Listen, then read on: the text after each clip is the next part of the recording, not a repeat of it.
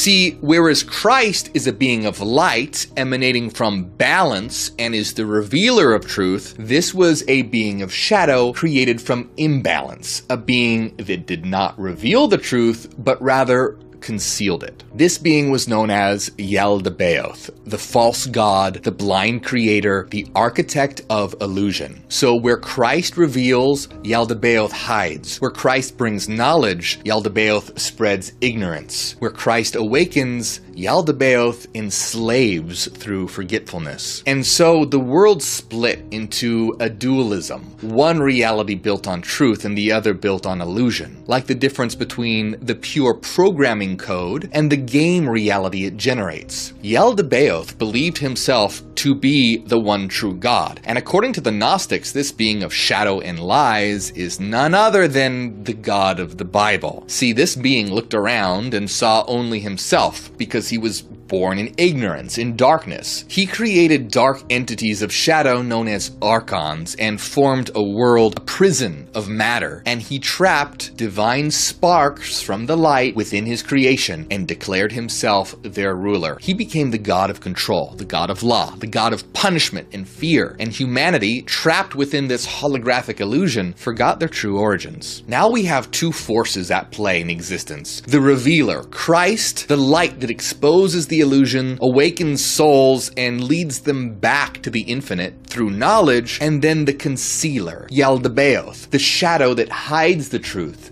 keeps souls asleep, and traps them in false reality. So this is actually extremely similar to the movie The Matrix. The material world is the simulation, the Matrix. Yaldabaoth is the architect, the false god who built the Matrix and convinced everyone that it was real and rules over it like a tyrant. The archons? They're like the agents, designed to keep us asleep, blind and obedient. And Christ is like Neo, here to crash the system, not through saving people from sin, but by waking everyone up. Now, Mary was starting to understand, and she asked a question that you probably have on your mind too. Hey, this is all well and good, but what the hell do we do about it? She said, Holy Lord, where did your disciples come from, and where are they going, and what should they do here? So Mary wanted to know the purpose of human existence. If they were trapped in a false world, first, how did they get here? And more importantly, how could they escape? When Yaldabaoth created this world of matter and flesh, fragments of light became trapped in it. And so the first humans in physical bodies were born, but they were trapped and their divine origin was erased from their memories. They became slaves to a false world, ruled over by the blind god. This is why people feel lost and disconnected, like something's missing, because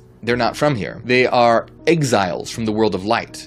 We're gods trapped in matter. Jesus said, and you were sent by the Son, who was sent that you might receive light and remove yourselves from the forgetfulness of the archons. In other words, when you receive the light of knowledge, the ignorance will lift. You'll see through the illusion and remember what you really are. Jesus then goes on to describe how he's going to spread knowledge to crash the system. He said, I have broken the gates of the pitiless ones in their presence. I have humiliated their malicious intent, and they all have been shamed. Through knowledge, the false rulers, the blind creators, the archons, they were exposed and their lives were collapsing. Their kingdom of control and illusion was cracking. And now those who were ready to wake up would return to the infinite. Jesus said, I have given you authority over all things as sons of light, that you might tread upon their power with your feet. Jesus wasn't saying to follow him as a master or to worship him as a god or to obey him like some kind of king. He was saying the opposite. He was telling them that they too were divine, that they were sons of light, that they had power over all things. The archons who enslaved souls for thousands of years, they were nothing. Their power was broken, and those who understood the truth would walk free. Now, there's something we have to understand here. These are metaphors, allegories. It's a language designed to point us toward something deeper. We don't even know if Jesus actually existed. Maybe he did, maybe he didn't, but that doesn't change the fact that these words, whoever said them, are incredibly close to describing reality in ways that modern science is only just beginning to catch up with. And it goes deeper. These words don't just describe reality, they describe us, our minds. See, all these beings, the gods, the lords, the archangels, the emanations, these aren't cosmic figures floating around somewhere in some distant spiritual realm. They represent programs within us. So So reality is like a structured simulation, but the entire structure exists inside you. Remember that in a hologram, the information of the entire structure is in every part? So the same source code that created the universe is embedded within your mind. And just like in any system, there are different functions operating within you, shaping your perception, your awareness, your ability to wake up. So what do these divine figures actually mean? See, Jesus wasn't just some figure or some external savior figure you're meant to worship. What Jesus represents is the revealer within you, the force inside of you that drives you to search for truth. It's that nagging feeling that reality isn't what it seems. It's the urge to question, to dig deeper, to wake up. It's that voice inside of you that knows something isn't right, that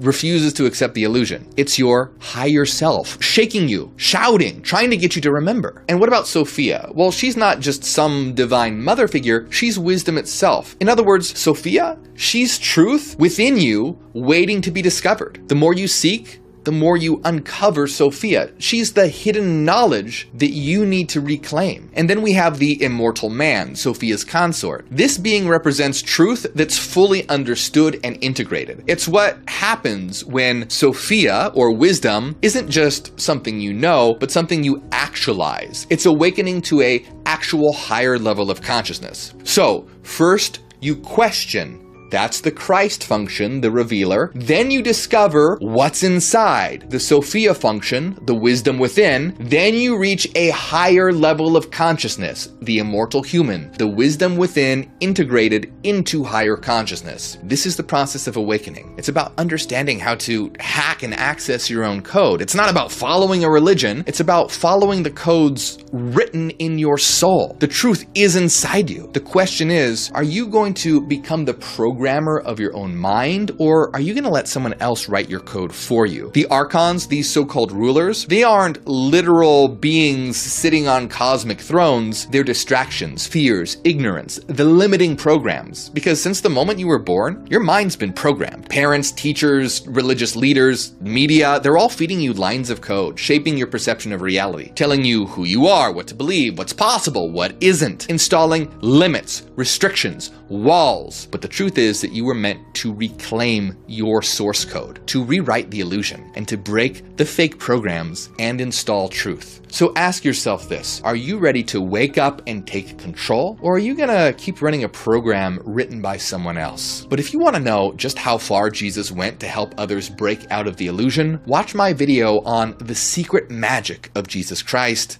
It'll blow your mind.